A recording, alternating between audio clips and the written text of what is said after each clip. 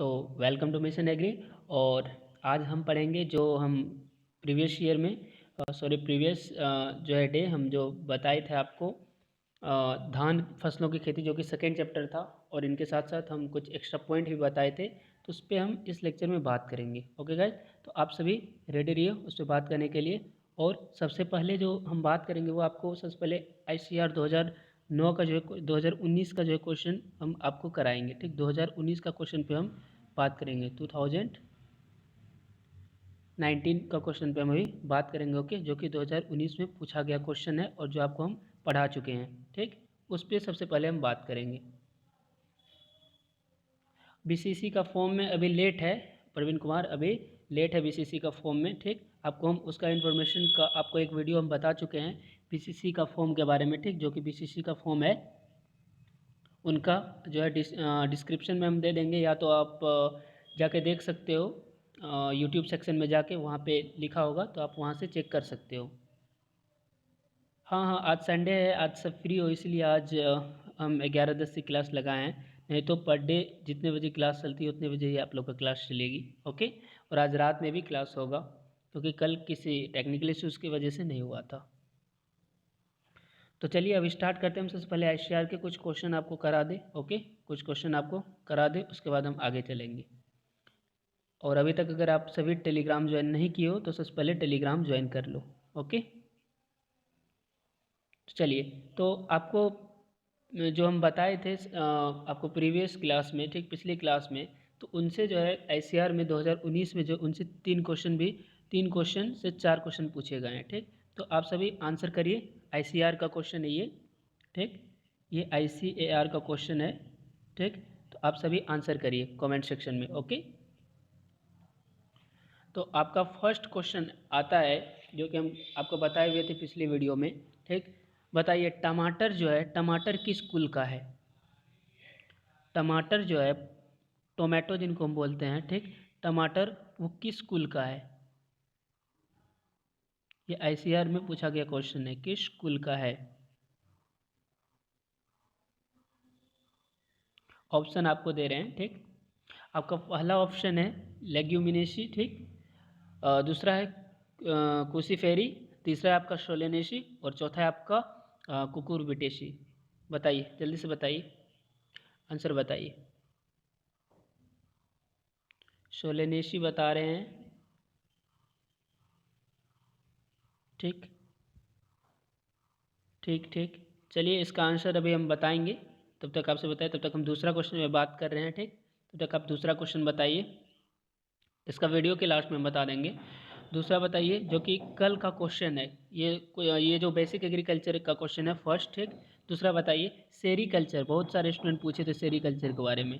बताइए सेरीकल्चर जो है, सेरीकल्चर उत्पादन जो है प्रणाली वो किस में आता है? फर्स्ट ऑप्शन आपका है मधुमक्खी पालन, दूसरा है रेशम कीट पालन, तीसरा है कंपोस्ट हेतु केचुए पालन, और आपका चौथा है मछली पालन। ये भी ICR 2019 का क्वेश्चन है।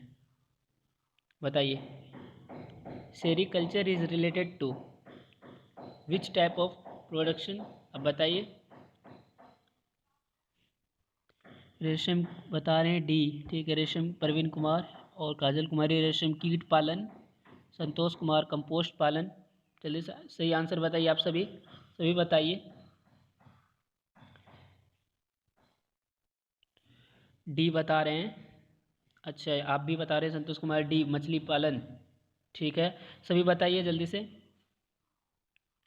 किनका सही हुआ है वो भी हम जवाब देंगे अभी। आप सब बताइए फास्ट, सभी बताएंगे क्योंकि ICR का क्वेश्चन है और ये BCC में यही सब सारे क्वेश्चन आते हैं, और BCC का भी क्वेश्चन हम कराएंगे आपको। ठीक, जल्दी से बताइए। तो इनका जो है राइट आंसर जो है, इनका राइट आंसर आपको होगा, इनका राइट आंसर आपको सेरीकल्चर है। तो सेरीकल्चर जो मछली पालन नहीं है, सेरीकल्चर जो रेशम कीट पालन जो बोले हैं उनका आंसर सही है। रेशम कीट पालन जो बोले हैं उनका आंसर सही है। ठीक, तो हम आगे बात करें। अब आपका थर्ड क्वेश्चन हम पूछ रहे हैं आपसे, जो कि ये ICR जो है ICAR 2019 में ये क्वेश्चन में पूछा गया था जो हम आपको पढ़ाए हुए हैं। ठीक, बताइए निम्न में से कौन सा धान्य नहीं है? ठीक, कौन सा धान्य नहीं है? फर्स्ट आपका है गेहूँ, जिनको वेट बोलते हैं, ठीक। दूसरा है आपका चावल, तीसरा है आपको चना, चौथा है आपका मक्का। जल्दी से बताइए आंसर। ये 2019 का क्वेश्चन है, ICAR का 2019 का क्वेश्चन है।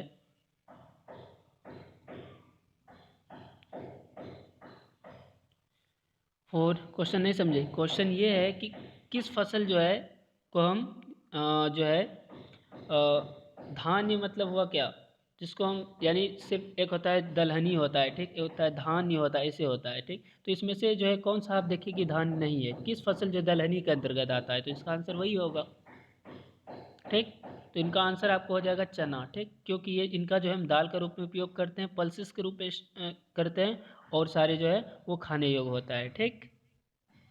यस यस यस, सही है। चलिए और एक स्टूडेंट आए हैं, ठीक है, अच्छी बात है। चलिए, समझ गए आप? तो आगे बढ़े हम। चलिए आगे हम बढ़ते हैं। तो आगे है आपका जो टॉपिक है, आपको ये बता चुके थे, फसलों की खेती हम रिवीजन करा दे रहे हैं, ठीक। कल्टीवेशन होगा, ठीक। धान पे हम बात कर रहे थे, पहला टॉपिक जो हमारा था धान की खेती। तो बॉटनिकल नेम आपको पता है, ओरेजा सैटिवा, ये आपको बताए हुए थे। फैमिली किससे आता है? तो पोएसी और ग्रामिनी फैमिली से है वो, ठीक।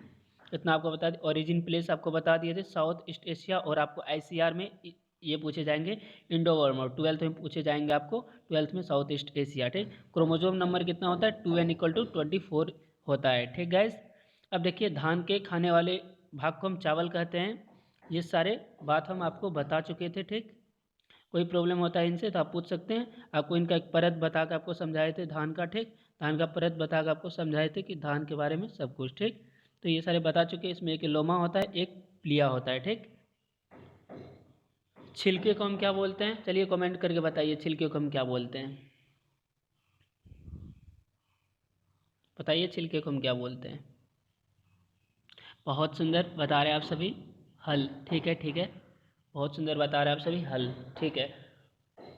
आप सभी का बहुत अच्छा जवाब आ रहा है, छिलके को हम हल ही बोलते हैं, ठीक। बहुत अच्छा, जी जी, हाँ। तो चलिए अब आप आगे बताइए हमको, जो आगे का क्वेश्चन है वो आप बताइए कि किस फैमिली से जो है धान जो है, पैडी जो है वो किस फैमिली से आता है, किस फैमिली से बिलोंग्स करता है धान? पैडी जो वो किस फैमिली से बिलोंग्स करता है, ये बताइए हमको। Paddies belongs to which family? English वालों के लिए भी होना भी चाहिए, बताइए जल्दी से।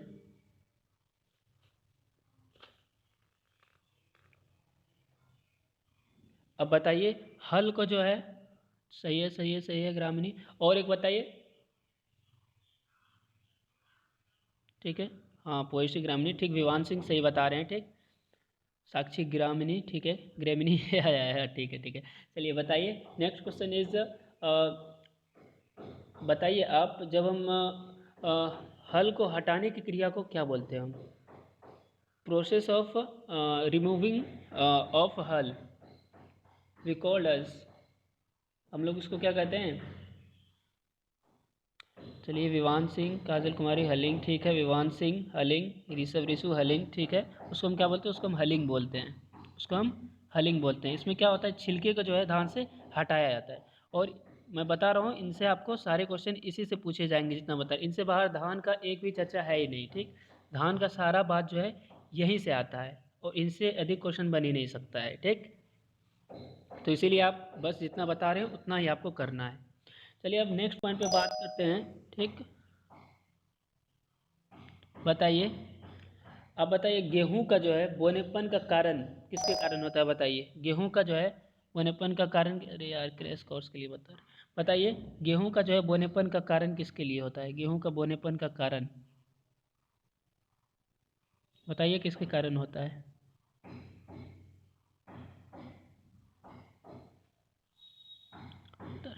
एंटेन, नोरिन 10, ठीक है, नोरिन 10, अच्छी बात है, नोरिन 10, ठीक है, नोरिन 10,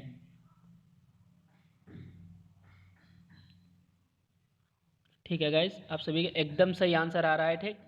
और आपका नेक्स्ट क्वेश्चन, आपको क्वेश्चन करा रहे हैं तो इससे आपको प्रैक्टिस हो रहा है, ये आप हमेशा याद रखिए। आपको लग रहा है नोरिन 10 नहीं है, हमको पता है, लेकिन नोरिन 10 होगा। आप गूगल कर सकते हो, अरे नहीं, नोरिन 10 है, नोरिन 10 है, आप गूगल कर लो, नोरिन 10 है। आपको हम क्वेश्चन दिखा देंगे जो एशिया में पूछा गया है, वो भी क्वेश्चन हम आपको दिखा देंगे, ठीक। आप नोरिन, आपको थोड़ा बहुत कन्फ्यूजन होगा, ठीक, हम आपको बता देंगे, ठीक, अच्छे से, ठीक। आपको हम मैसेज में आपको बता देंगे, तो आपको परेशान नहीं होना है, ठीक। जो भी होगा तो आपको हम बता देंगे, ठीक। जो क्वेश्चन पूछा गया ICR में वो क्वेश्चन आपको ला भी देंगे हम, ठीक है। तो चलिए आगे बात करते हैं। बताइए आप जो है धान के लिए जो है कौन सा मिट्टी जो है वो अच्छी मानी जाती है, धान के लिए जो है कौन सी मिट्टी अच्छी मानी जाती है धान के लिए। तो चिकनी मिट्टी अच्छी मानी जाती है। बहुत सुंदर, बहुत सुंदर, आप सभी का आंसर आ रहा है, बहुत सुंदर, ठीक। अब हम बात करें तो इतना सारा आपका रिवीजन हो गया है, ठीक, सारे रिवीजन आपको हम करा दिए। तो हम आगे बात करते हैं अब छिलके को हलिंग का, ये सारे बात आपको पता है, ठीक। 5 सेंटीमीटर पानी होना चाहिए खेत में, ठीक। और बोटनी ऑफ पेडी, ये इस पर भी हम चर्चा कर चुके हैं, अभी बताइए, कर चुके हैं, यस, ठीक है। तो इस पर हम ब्राउन राइस के बारे में चर्चा कर चुके हैं, ये सारे बात पे हम चर्चा कर चुके हैं। कहाँ तक बता दिए थे, बताइए।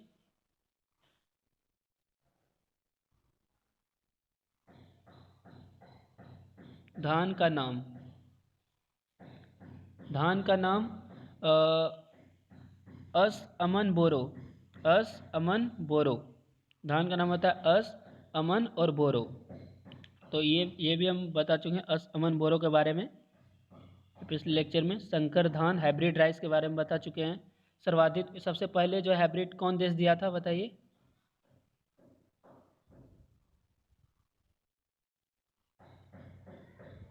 बताइए सबसे पहले जो है,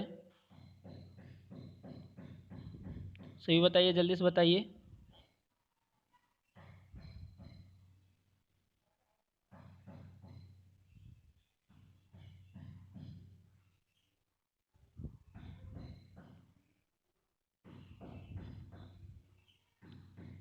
चिकनी मिट्टी, आई थिंक इसको स्मूथ सॉइल भी बोल सकते हो यार, लेकिन इसका एक रियल मीनिंग वो नहीं होता है, ठीक।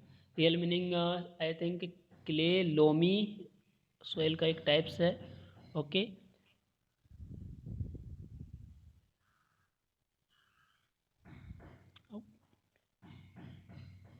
ठीक है, बताइए अभी हाइब्रिड जो है, हाइब्रिड सबसे पहले कहाँ पे विकसित हुआ था। क्ले बोलेंगे हम उसको, हम या क्ले सॉइल बोल सकते हैं हम, ठीक, क्ले बोल सकते हैं। बताइए जल्दी से बताइए, ठीक है। तो चलिए अब आगे बात करें हम सुपर राइस, सुपर राइस हम बात कर चुके हैं, ठीक, सुपर राइस पे हम बात कर चुके हैं। अब हम बात करेंगे जादुई धान मिरेकल राइस, इस पर भी हम बात कर चुके हैं। ये सारे मुद्दे पे बात हुई। अब आगे बात करते हैं जो कि आज का टॉपिक है।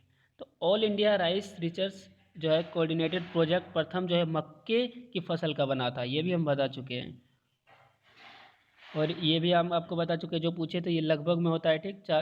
शायद दिवान सिंह पूछे थे 400 एग्जैक्ट, लेकिन हम आपको बताएं कोई भी एग्जाम में आएगा तो आपको एक अनुमान के तौर पे दिया जाता है, तो 400 से 500 होगा, ठीक। और 1 kg धान उत्पादन के लिए जो है 400 से 500 लीटर पानी खर्च होता है, अगर एक हम धान 1 किलोग्राम धान हम उत्पादन करते हैं तो समझ में आ रहा है आप सभी को, बताइए। विश्व की पहली धान की किस्म कौन है, बताइए जल्दी से।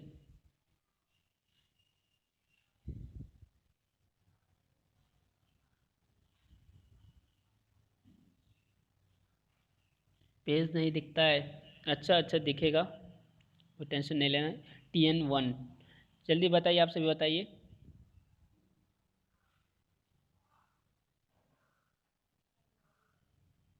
क्वेश्चन करा रहे हैं, इनसे बहुत रिवीजन होगा, बताइए आप सभी बताइए। धान का पहला हाइब्रिड किस्म, तो हम बता विश्व की पहली धान की किस्म जो है वो TN1 है, ठीक, TN1 है। तो आपको ये याद रखना चाहिए, सारे क्वेश्चन पूछे जाएंगे। अब देखिए विश्व की पहली धान की संकर किस्म कौन सा है, तो बताइए। संकर किस्म ये है विश्व की, और धान की प्रथम जो है सुगंधित किस्म वो कौन है, PRH10 है, ये हमेशा आप ध्यान में रखिएगा। अब धान में जो दाने और भूसे का अनुपात कितना होता है, तो दाने अगर इतना होगा तो इनका भूसे कितना होगा, 1.5, तो 1:1.5 होता है, ठीक, 1:1.5 होता है, 1:5। अब आगे बात खाद्य पदार्थों की जो है प्रति व्यक्ति, ये हम बता चुके थे आपको, ये सारे मुद्दे पे हम बात कर चुके हैं ऑलरेडी। और धान के प्रमुख रोग,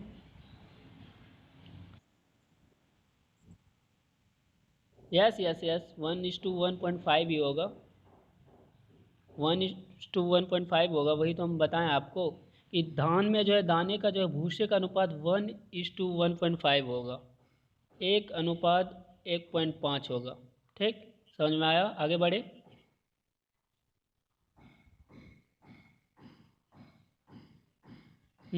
कल बताए थे, एक बार रिवीजन करा दिया आप सभी को। Yes yes. तो चलिए अब आगे जो पॉइंट है वो है भूरा पत्ती धब्बा रोग। धान के रोग पे हम बात करेंगे, धान के रोग पे बात करेंगे। और ये जो कि होता है, देखिए इसमें हम बड़ा क्लास ले रहे हैं क्योंकि धान का हम चाह रहे हैं टोटल नॉलेज आपको दे दे, एक भी क्वेश्चन नहीं छूटेगा, ठीक, एक भी क्वेश्चन नहीं छूटेगा, इनसे बाहर होता ही नहीं है क्वेश्चन, वो कहाँ से लाएगा, ठीक,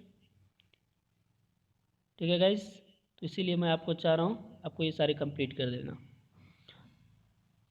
चलिए भूरा पत्ती रोग क्या होता है, देखिए तो भाई इसका कारक क्या होता है, ये हम बता चुके हैं ना, बताइए, हम बता चुके हैं, हमको जैसा लग रहा है ये हम बता चुके हैं, ये भी हम बता चुके हैं, जिसके कारण बंगाल में अकाल पड़ा था, बताइए, ये ऐसा रोग है, ठीक, इसमें 1943 में बंगाल। तो कहाँ से बताना है ये सभी, आप सभी बता पाएंगे तो बताइए, इतना मुद्दे पे हम बात कर चुके थे। यहाँ से बताना हमको ठुंगरो रोग से, आई थिंक। तो ये जो है ठुंगरो रोग एक होता है जो कि वायरस के कारण होता है, ठीक, जो कि वायरस के कारण होता है। और वाहक इसका जो है एक जो है हरा फुदका होता है, जिनको हम ग्रीन लीफ होपर बोलते हैं। इनको होपर एक नाम होता है जो कि अ, पत्ते को जो है समेट के ऊपर को खरोच के उसको खा लेता है। तो जिनसे कि इसमें जो एक वायरस का रूप होता है, अगर वह एक में इफेक्ट करता है तो उसके कारण जो है सारे पौधे नष्ट हो जाते हैं, तो इसीलिए इसका नाम पड़ा है ग्रीन लीफ होपर, ठीक। और दूसरा जो डिजीज़ है आपको, वो है बैक्टीरियल लीफ लाइट, ठीक, जो बैक्टीरिया के कारण होता है। और इसका जो कारक होता है वो होता है सैंथोमोनास ओराइजी होता है, क्योंकि ये धान में लगता है तो इसीलिए यहाँ पे ओराइजी हुआ। तो आपको कहीं पे अगर ऑप्शन में आया तो अगर ओराइजा सेटाइवा इनका बॉटनिकल नेम होता है, ये हम आपको बता चुके हैं। और उनसे रिलेटेड ओराइजी होता है, तो ओराइजी ने कुछ ऐसे बताए हुए थे बहुत सारे मुद्दे पे, जिसमें ओराइजी का नाम इंक्लूड होता है, ठीक। तो उस प्रकार से जो है हम इसको पढ़ते हैं, ठीक, और हमको देख के पता चल जाता है, ठीक। अब इनका नियंत्रण हम कैसे करेंगे, तो इनका नियंत्रण करने के लिए हमको जो है एक स्ट्रीबोटोमाइसिन होता है, जीवाणु की वृद्धि को रोकता है ये, ठीक, जीवाणु की वृद्धि को ये रोकता है, तो उसका हम प्रयोग करते हैं, ठीक। और बात करें भारत में निर्मित प्रथम एंटीबायोटिक पेनिसिलिन है, जिनका खोज कौन किया था, तो अलेक्जेंडर फ्लेमिंग किया था। बहुत ही इंपॉर्टेंट है, इसमें स्टार लगा लीजिए, ठीक, स्टार लगा लीजिए, ठीक, ठीक। तो चलिए आप लोग एक बार बता भी दीजिए ताकि आपका रिवीजन हो जाएगा, कमेंट सेक्शन में कमेंट करिए कि अलेक्जेंडर जो है भारत में जो है निर्मित प्रथम एंटीबायोटिक पेनिसिलिन का खोज किसने किया था, बताइए।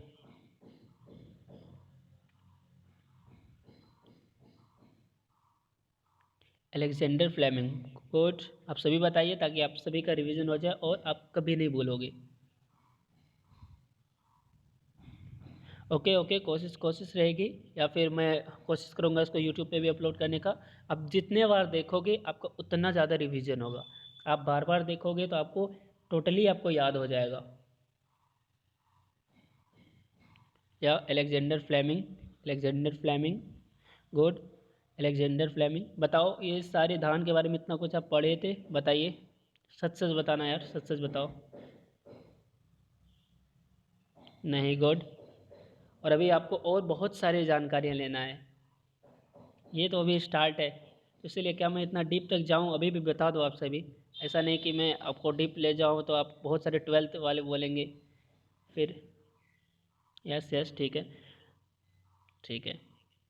तो चलिए, तो ये जो है ये आपको बता दिए अलेक्जेंडर फ्लेमिंग ने क्या किया था, भारत में जो है प्रथम एंटीबायोटिक पेनिसिलिन की खोज की थी, ठीक। हाँ फास्ट ही चल रहे हैं, फास्ट ही चल रहे हैं, ठीक। अब देखिए दैहिक विकार की बात करें जिनको हम बोलते हैं फिजियोलॉजिकल डिसऑर्डर जिनको हम बोलते हैं, ठीक। इंग्लिश वाले इनको बोलेंगे फिजियोलॉजिकल डिसऑर्डर बोलते हैं। इसमें सबसे पहले होता है खेरा रोग जिनको हम आयरन रस्ट बोलते हैं, ठीक, आयरन रस्ट बोलते हैं। खोज किसने किया था? तो YL नैनो ने किया था। कब? 1966 में, ठीक। पंतनगर का ये था YL नैनो, ठीक, जो कि 1966 में क्या किया था? खोज किया था किनका? खेरा रोग का। खेरा क्या था? एक रोग था, ठीक। और सर्वप्रथम नर्सरी में लगता है ये, ठीक। सबसे पहले ये कहाँ लगता है? नर्सरी में लगता है। पत्तियों का रंग जो है आयरन जैसा हो जाता है। पत्तियों का रंग कैसा हो जाता है? आयरन जैसा हो जाता है। आयरन मतलब आप आयरन पानी देखो कुछ पीले टाइप में हो जाएगा, ठीक, वैसे। Yes yes Praveen Kumar, yes yes आप सही बोल रहे हो, ठीक। हाँ हाँ सही है, ठीक। YL नैनो है, ठीक। और वो कहाँ के थे? पंतनगर के थे। या आपको क्वेश्चन ऐसे भी पूछ सकते हैं कि खेरा रोग का जो है खोज किसने किया, ठीक। आप बोल दोगे YL नैनो। और ये भी पूछ सकता है कि खेरा रोग जो है का खोज कब हुआ। और ये भी एक आ सकता है कि खेरा रोग जो है वो उनका साइंटिस्ट जो था वो कहाँ के थे, ठीक। ये भी पॉइंट आ सकता है। और पत्तियों का रंग कैसा हो जाता है? खेरा रोग के कारण पत्तियों का रंग कैसा हो जाता है? आयरनी, ठीक है, ठीक है, आयरन हो जाता है, आयरन कलर कोड, ठीक है। हाँ ठीक ठीक बता रहे हो आप सभी। टिश्यू ब्रिसु आयरन, हाँ ठीक है। IRON, हाँ ठीक है, ठीक है। चलिए अब आगे बात करें हम। एक होता है मोनोफेगस इंसेक्ट, ये एक इंसेक्ट है, ठीक, एक इंसेक्ट है मोनोफेगस इंसेक्ट।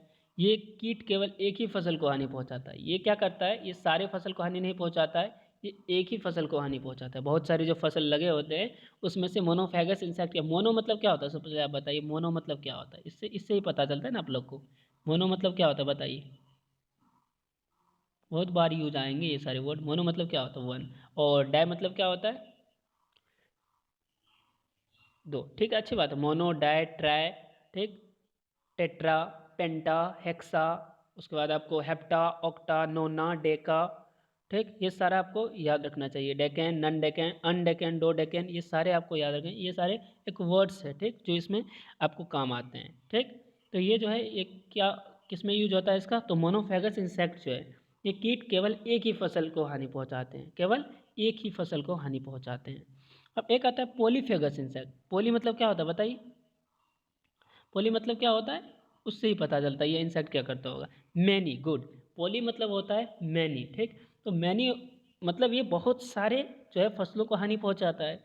तो आप बोल सकते हो मोनोफेगस इंसेक्ट क्या करता है? वो सिर्फ एक फसल को हानि पहुंचाता है। और पॉलीफेगस इंसेक्ट क्या करता है? ये एक से अधिक फसलों को हानि पहुंचाता है, ठीक। इसमें नहीं दिया हूँ, एक ट्रिक दिया हूँ, उसके बाद आपको बताते हैं, ठीक। कोई भी फसल लो, अगर बहुत सारे फसल को पहुंचा रहा है तो वो पोलियो में लेंगे हम। और एक फसल को कर रहा है तो वो एक में। देखिए सभी छोटा पत्ती रोग जिंक की कमी से होता है। एक ट्रिक है, ये ट्रिक आप सभी ध्यान में रखना, ठीक। ये रोग का एक ट्रिक है, ट्रिक आप सभी को दिए हैं, ठीक। देखिए अगर सभी छोटा पत्ती रोग होगा तो हमेशा आप समझदाना वो जिंक की कमी से होती है। लेकिन बैगन में जो है छोटा पत्ता वो लिटिल लीफी रोग जो है वो माइकोप्लाज्मा के कारण होता है। एक ऐसा बैगन है जिसमें जो है किसके कारण होता है? माइकोप्लाज्मा का होता है। और सभी छोटी पत्ती रोग जो है वो जिंक की कमी के कारण होता है। हाँ माइकोप्लाज्मा कारण, वो किस में? सिर्फ बैंगन में, ब्रिंजल में, ठीक, सिर्फ उसमें होता है। और सभी छोटे पत्ते वाले जो है लिटिल लीफ का जो पौधे होते हैं वो उसमें जिंक की कमी होती है। कैसा लगा ट्रिक आप सभी बताइए, कमेंट करके बताइए।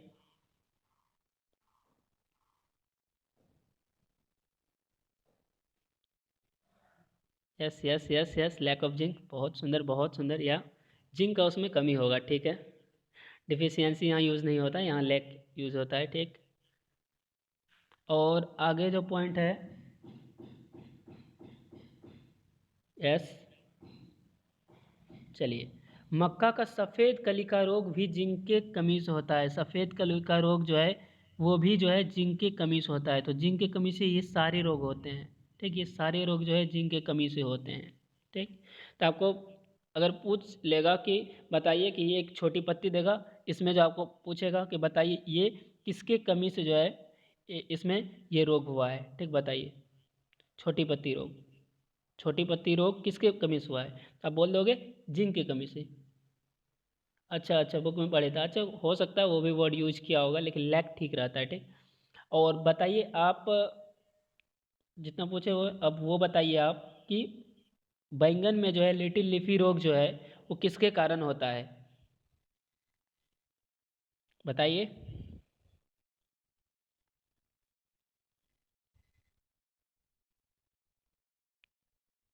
जल्दी से बताइए।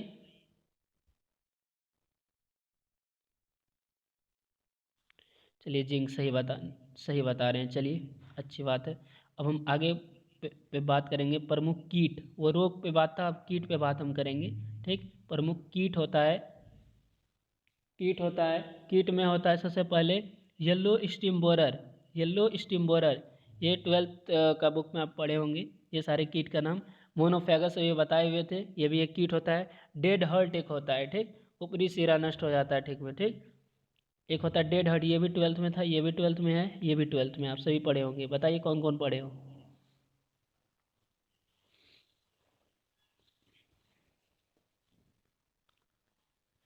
तो नोट दे के लिखना है, सभी कीटों में जो है जनन अंडों से होता है।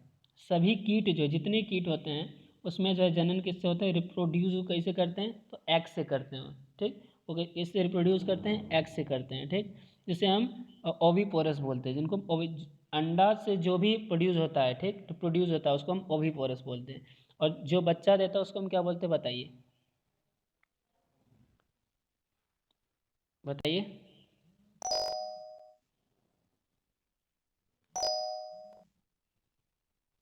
वीवी पोरस, गुड। वीवी पोरस आप सभी सही बता रहे हैं, उसको हम वीवी पोरस बोलते हैं, ठीक। आप सभी बताइए, अच्छा रहेगा, ठीक, याद रहेगा आप सभी को। लेकिन जो है माँ का जनन जो है अंडा से ना होकर बच्चों से होता है, ठीक। उसको हम वीवी पोरस बोलते हैं। ये भी आप सभी अभी बताए हुए हो, ठीक। तो चलिए, अब एक होता है दूसरा गंधी बग, जिनका जो जूलॉजिकल नेम होता है लेप्टोकोरिस का एसूटा होता है, ठीक।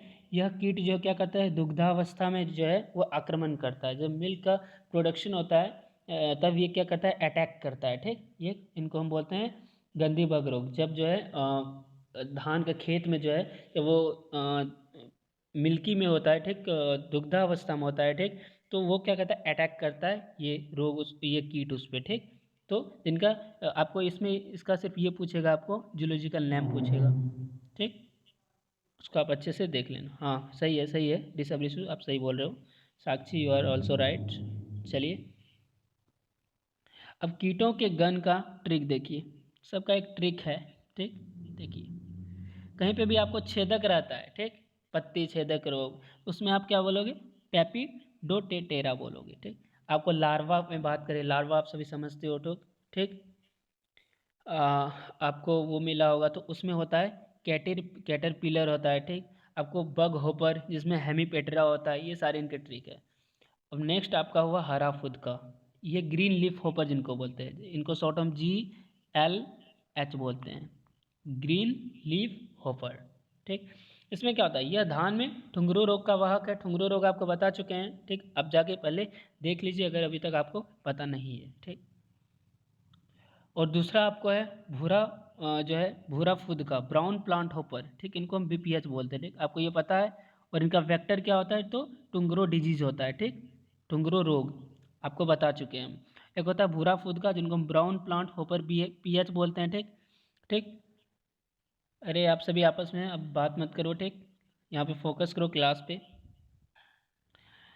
यह कीट जो है धान में वायरस जनित बीमारी पैदा करते हैं, इनको ग्रेसी बोलते हैं, स्टंट बोलते हैं। और इसका वेक्टर क्या है? ग्रेसी स्टंट है, ठीक। एक है आपको ये डिक्लोडिस, इधर एक निकला था जिनको एक जो है एक कोई इंसेक्ट था जो अटैक करता था फसल पे एक साथ, तो वो भी इसी के अंतर्गत आता है। इधर निकला था एक, ठीक, जो कि मक्के पे जो है अटैक करता था और सारे फसल को बर्बाद कर देता था। तो आप सभी को याद है? बताइए, अगर आप सभी को याद है तो बताइए। कुछ ऐसा था, कोई ऐसा इंसेक्ट जो डायरेक्ट अटैक करता था।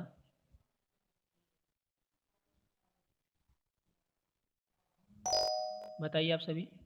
अच्छा, टिड्ढा ऐसे कुछ था, ठीक, वही अटैक करता था, ठीक। तो उस भी जो है वो भी जो है इसके अंतर्गत आता है, ठीक। एक होता है गोल मीट जो होता है, तो धान में जो है प्याज जैसी पत्तियां इसी कीट के कारण होता है। धान भी कभी कभी जैसे प्याज का पत्ती होता है उस प्रकार से जो है धान का पत्ती जब बनने लगे तो आपको समझ जाना चाहिए कि इसमें जो है कीट का प्रभाव हुआ है, जिनको हम बोलते हैं गोल मीट जो बोलते हैं, ठीक।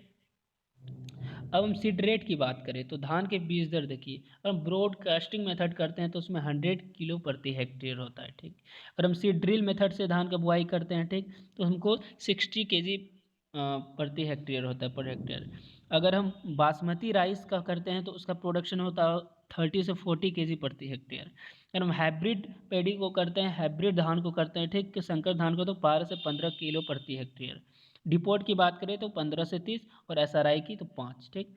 देखिए आप सभी को ये सारी जानकारी होनी चाहिए। और आपको खाद उर्वरक की बात करें तो एनपीके आप समझते हो, नाइट्रोजन, एन से होता है नाइट्रोजन, ठीक, पी से होता है आपको फॉस्फोरस, के से होता है आपको पोटाशियम, ठीक।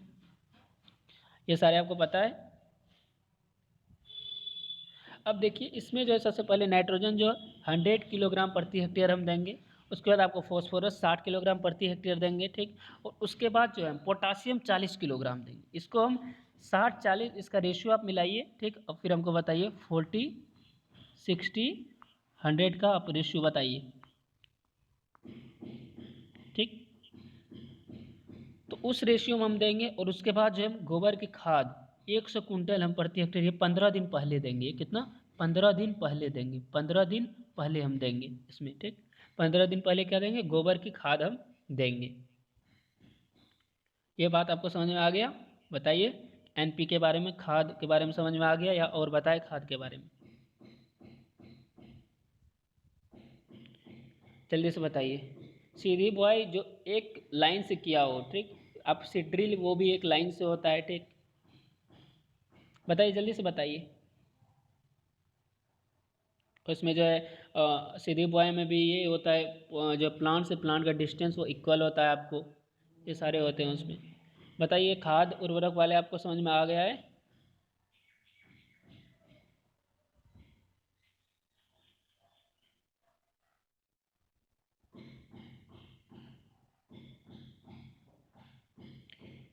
यस, ठीक है। तो चलिए आगे बढ़ते हैं हम। आगे जो है आपका आगे पॉइंट है धान के उत्पादन उत्पादकता के आधार पर प्रथम स्थान पर चीन और क्षेत्रफल के आधार पर जो है भारत का है। को बता दें कि धान में जो है उत्पादन में उत्पादकता के आधार पर जो है प्रथम स्थान पर चीन है और क्षेत्रफल के आधार पर जो है प्रथम स्थान पर भारत है। ये हमेशा आप याद रखना। और अगर आपसे पूछा जाए कि विश्व में धान के कुल कितने प्रजातियां हैं तो आपको क्या बोलना है? 24। और इसमें से जो है 22 प्रजाति जो है वो जंगली धान है। बस 2 ही प्रजाति की खेती की जाती है, ठीक। और धान में जो है 24 प्रजातियां हैं। अब पूछा जाएगा उसमें खेती जो है कितने प्रजातियां की जाती है, ठीक। तो आप क्या बताओगे? Yes Kajal Kumari, yes 24, yes 2, या हाँ 24 स्पेसीज ऑफ पैडी, या यू आर राइट। बट कितने को जो है खेती करने के लिए यूज किया जाता है, कितने प्रजाति को, कितने वेराइटीज़ को, ठीक। तो मेनली जो है दो दो को, ठीक। और इसमें जो है 22 जंगली धान होते हैं, ठीक। 22 क्या होते हैं? जंगली धान होते हैं। तो इस सारे समझ में आ गया आपको। अब धान की खेती का प्रारंभ जो क्या हुआ वो 2200 BC में हुआ, ठीक। और आपको धान में जो रोपाई की गहराई की बात करें हम, बताइए गहराई कितना होने चाहिए? तो 2 से 3 सेंटीमीटर गहराई हम रखते हैं। इनसे ज़्यादा 3 सेंटीमीटर से रखना ही नहीं चाहिए। कभी भी 3 सेंटीमीटर से अधिक जो है गहराई नहीं रखना चाहिए। अगर आप रखते हैं तो क्या होता है? आपका धान जो है वो सड़ जाएगा, ठीक। और आपका उपज नहीं होगा। तो आपको मैक्सिमम जो है 3 सेंटीमीटर से ही रखना चाहिए, इनसे ज़्यादा नहीं। पूछे तो 2 से 3 आप बता सकते हो। Yes right, you all are right. और आगे पॉइंट पे हम बात करें तो धान में चिपचिपाहट का कारण आपसे पूछेगा तो आपको क्या होता है? Amylase enzyme.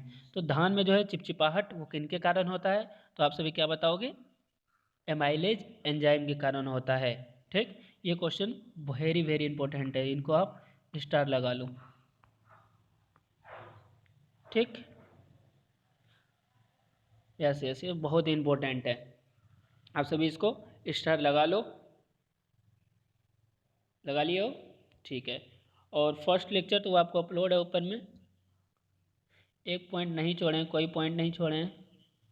Yes yes yes, धान में पाए जाने वाले प्रोटीन को हम ओराइजिन, ये हम बता चुके थे, ओराइजिन बोलते हैं, ठीक, ओराइजिन बोलते हैं। तो धान में जो प्रोटीन पाया जाता है उनको हम क्या बोलते हैं? ओराइजिन बोला जाता है उनको, ठीक। तो आप बताइए क्या इतना पॉइंट आपको समझ में आ गया?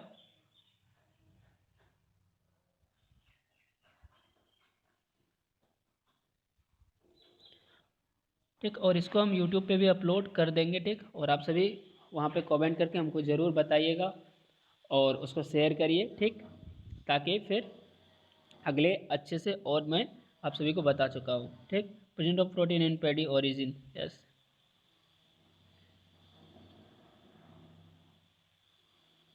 यस यस यस, ठीक है। आप सभी को जो है वो करना है। और आपको मैं कुछ और एक्स्ट्रा चीज़ बता दे रहा हूँ, ठीक, आप उसको भी कर लो। धान में अभी कुछ एक्स्ट्रा चीज़ मैं आपको बता दे रहा हूँ जो कि बिहार से भी रिलेटेड है, ठीक। तो बिहार से रिलेटेड कुछ चीज़ें हैं जो मैं आपको बता दे रहा हूँ, तो फिर आप बोलोगे कि ये आपको बुक में मिला ही नहीं। एक तो ये तो एक्स्ट्रा वाले पॉइंट भी हुआ, ठीक। तो चलिए आपको बताता हूँ, प्रोनाउंसिएशन क्या हो गया आप लोग को? ओरिजिन, ORIGIN होता है यार। चलो, अब देखियो, सबसे पहले अगर हम बिहार की बात करें तो बिहार में वही है, बिहार में भी धान का नाम ओराइजा सैटेवा ही होता है, ऐसा नहीं कि वहाँ पे कुछ और होता है, ठीक। यहाँ भी ओराइजा सैटेवा ही होता है, ठीक, ओराइजा सैटेवा ही होता है, ठीक। और बात करें हम उत्पत्ति स्थल, तो यहाँ पे बताया गया कि देखिए, यहाँ बताया गया हस्तिनापुर जब खुदाई हुआ था, आप सुनेंगे अच्छा से, ठीक। जब हस्तिनापुर का, ये क्वेश्चन BCC वालों के लिए भी है, जब हस्तिनापुर का खुदाई हुआ था, ये उससे डिटेल में बस 12th में एग्जाम में पूछेगा, ठीक। तब जो है चावल प्राप्त किया गया था उस धार्मिक उत्सव में जो है, इसीलिए हम धान को क्या करते हैं? यूज़ करते हैं। कभी देखे हो गेहूँ का यूज़ करते हुए धार्मिक स्थल में? बताओ कौन देखे हो? बोलता है अरे गेहूँ लाना, थोड़ा ईश्वर को चढ़ाना है, ऐसा नहीं बोलता है। क्या बोलता है? धान का यूज होता है, पता है ना? पता है धान का यूज होता है, ठीक। हाँ यस यस, जाओ जिनको बोलते हैं, गुड, ठीक। अब देखिए इसका वितरण बात करें तो संसार में अधिकांश धान जो है वो कहाँ पाया जाता है, आपको बता चुके हैं, साउथ ईस्ट एशिया जिनको बोलते हैं, दक्षिणी पूर्वी एशिया, ठीक। इस भाग में जो है भारत और चीन का कुल मिलाकर संसार में जो है आधा धान जो है, ये संसार है, ठीक, ये संसार है। इसका आधा धान जो है, मान लो ये पानी नहीं है संसार में, मान लो होता है वैसे 70%, लेकिन मान लो, ठीक, ये संसार है मान लो, ठीक। इसमें जो है 50-50 हुआ, 50% हुए, 50% हुए, ठीक, हो गया। तो इसका जो आधा धान जो है ये कौन करता है उत्पादन? ये करता है आपको इंडिया, और इसके साथ साथ कौन? चाइना। इंडिया चाइना क्या करता है? इतने 50% धान का उत्पाद करता है, ठीक। और ये 50% बाकी धान का उत्पाद कौन करता है? और बाकी जो 50% है, और बाकी जो 50% धान है, उनका उत्पादन कौन करता है, आप सोच सकते हो? उनका उत्पादन करता है छोटे छोटे जो है देश है, इंडोनेशिया, वियतनाम, आपको वर्मा, फिलीपींस बोलेंगे, फिलीपींस, थाईलैंड, पाकिस्तान हुआ, जापान हुआ, कोरिया हुआ, ये सारे दोस्त में जो है 50% का होता है। और 50% में कौन करता है? और जो बाकी फिर उसमें इंडिया, इंडिया और चाइना करता है, ठीक। समझ में आ गया? यस यस, चीन और भारत, या, ठीक। ये आपको, और आगे बता दूँ आपको कि आगे जो इम्पोर्टेंट मैं वही बता रहा हूँ, ठीक। और आपको ये तो आपको पता ही होगा कि बिहार में जो है सभी ज़िलों में खरीफ धान का खेती होता है। ऐसा एक भी ज़िला नहीं है जिसमें खरीफ धान का खेती नहीं होता है। ये जो है 32 लाख हेक्टेयर, इसमें भी आपको लगभग एक्यूरेट नहीं होता है, किसी बार 33 लाख भी होता होगा, किसी बार 25 लाख भी होता होगा। तो आपको एक्यूरेट नहीं, लगभग देना है। लगभग कितना देना है? 32 लाख हेक्टेयर भूमि में की जाती है, ठीक।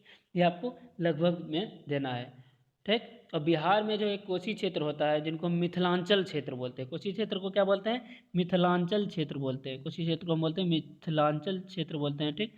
तो इसमें जो है, 1 लाख हेक्टेयर में भूमि में धान की खेती की जाती है, ठीक। 1 लाख भूमि हेक्टेयर में धान की खेती की जाती है, ठीक। और मैं आगे बात करूँ, आपको बिहार का भी कुछ बात बताना चाहिए, इसका उसके बाद एक जलवायु पॉइंट आएगा। मैं सोच रहा हूँ आपको कि बिहार का भी बुक का आपको कुछ कुछ हेडिंग दे दूँ, ठीक। अगले लेक्चर्स में दे दूंगा। अब साउंड नहीं पहुंच रहा है क्या? बताइए, साउंड पहुंच रही है? यस यस यस यस, ठीक है, सब कुछ सुनाई पड़ रही है, ठीक है। तो चलिए आगे बात में बता दूं आपको कि धान के जो लिए जो है आपको जो है सभी क्षेत्रों में उगाया जाता है, आपको बता दिए थे। और इसके लिए जो है 4 से 6 माह का दौरान औसत तापमान कितना रहना चाहिए बताइए? आपको बता चुके हैं 21 डिग्री सेल्सियस रहना चाहिए, कितना 21 डिग्री सेल्सियस रहना चाहिए टेम्परेचर इनके लिए, जो कि या फिर इससे अधिक रहना चाहिए। और इसको अच्छी बढ़वार के लिए जो है 20 से 25 डिग्री सेल्सियस अच्छा रहता है, ठीक। और रात का तापमान कितना रहना चाहिए? तो वो 15 डिग्री से नीचा नहीं रहना चाहिए, ठीक, 15 डिग्री से नीचा नहीं रहना चाहिए।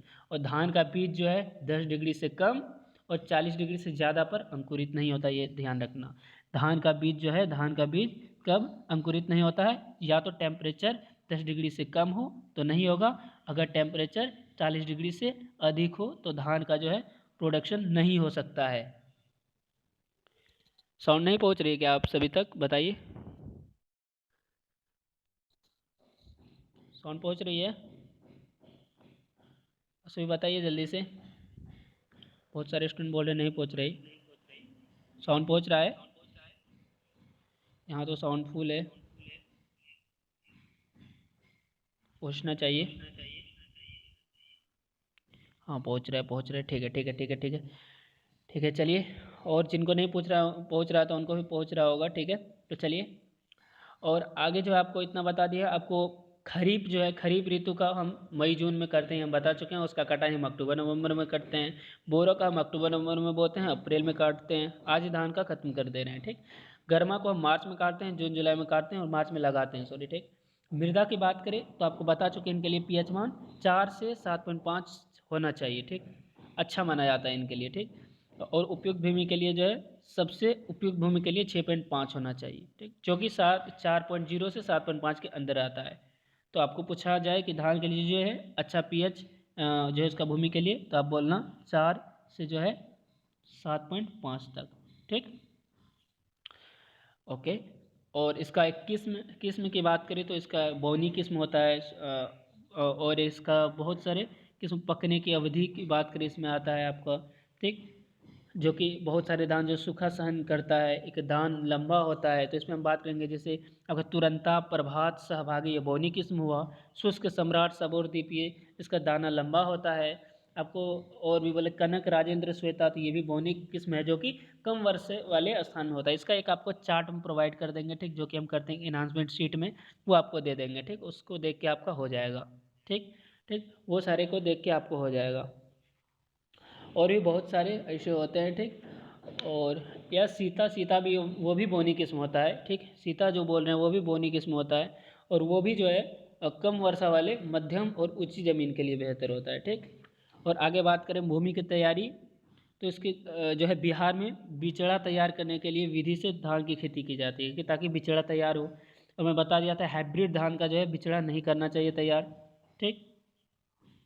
बीज स्थली की तैयारी भी हम बता चुके हैं कि खेत में जो है पानी भरकर उपयुक्त नमी की अवस्था में 2 से 3 बार हमेशा जुताई करनी चाहिए, ठीक, ताकि मिट्टी जो है मुलायम रहे और उस पर जो है पड्डल जो है हम अच्छे से कर सके, ठीक। उसमें कदवा जिनको हिंदी वाले बोलते हैं, ठीक।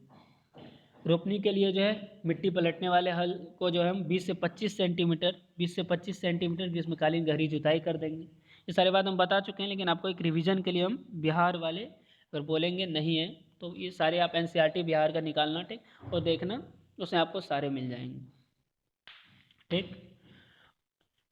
ये सारी बात हो गया। और कोई क्वेश्चन अगर छूटता है तो आप कमेंट, ये यूट्यूब पे भी ये वीडियो रहेगा, तो आप कमेंट कर देना, मैं आपको उस पर आपको आंसर आपको बता दूंगा, मैं या तो इस ऐप पे या फिर हम वहीं पे बता दूंगा आपको आंसर, ठीक।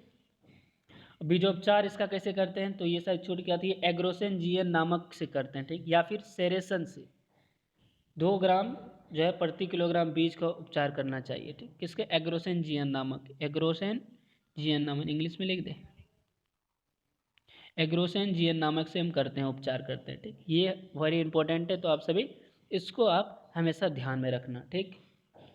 और खाद उर्वरक हम बता चुके हैं, इसमें कुछ दिया हुआ है जिससे आपको समझ में नहीं आएगा, हम आपको जैसे बताएं एनपीके करके बताए थे, एनपीके करके भी बताए थे, तो उनको आप अच्छे से पढ़ना, ये एनसीईआरटी के पीछे नहीं रहना, इसमें आपको डिटेल में नहीं दिया हुआ है, वहाँ आपको हम अच्छे से बता हुए हैं, ठीक। तो वहाँ पे आप देख सकते हो। जिंक सल्फेट की बात करें तो जिंक कहाँ यूज होता है वो सारे हम बता दिए आपको, ठीक। खरपतवार प्रबंधन के लिए हम आपको वो भी बता चुके हैं, ठीक। ये सारे बात पे हम बात कर चुके हैं, ठीक। और जल प्रबंधन, आपको पता है कि धान के खेत में जो है हमेशा पानी रहना आवश्यक नहीं होता है, ठीक। और उसमें जो हम कैसे लगाते हैं तो बाली निकलने से जब पकने तक हम बस धान में 2 से 3 सेंटीमीटर पानी रखना चाहिए। क्यों रखना चाहिए? क्योंकि उसमें नमी हमेशा बना रहना चाहिए, नमी रहेगा तो अच्छा रहता है, बस नमी रहना चाहिए, उतनी पानी ही उसमें देना चाहिए, ठीक। समझ में आ रहा है आप सभी को? बताइए।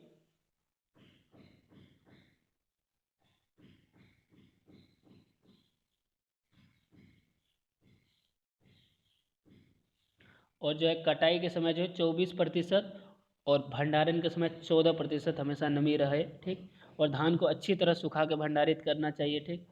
ये सारी बात आपको बताएं, बस इतना ही आपको धान के बारे में बातें हैं। और भी कुछ इम्पोर्टेंट बातें हैं जो कि कल के क्लास में क्या आप सभी को क्वेश्चन करा दे धान का, धान के सारे क्वेश्चन उसमें करा दे? आप सभी बताइए। कल नहीं, आज शाम में भी हो सकता है आपका क्लास, आपको इन्फॉर्म वैसे मैं कर दूंगा। यस, तो उसमें जो है धान पे हम सारे बात करा देंगे, जितने अभी तक धान के क्वेश्चन आए हैं वो सारे क्वेश्चन उसमें रहेंगे। बताइए, आप सभी बताइए, क्या करा दे?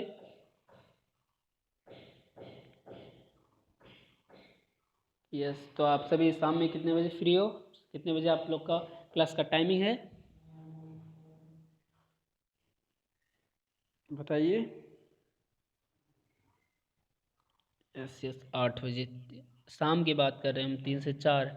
3 से 4 अभी अब क्लास हो गया तो अब 3 से 4 नहीं होगा, ठीक। अब शाम में ही होगा, ठीक। तो ये आप सभी को समझ में आ गया। और इसका आप जरूर प्रिंट आउट जरूर कर ले, क्योंकि आपको ये फ़ोन में आप पढ़ना बहुत ही मुश्किल होगा और समझ में भी नहीं आएगा, ठीक।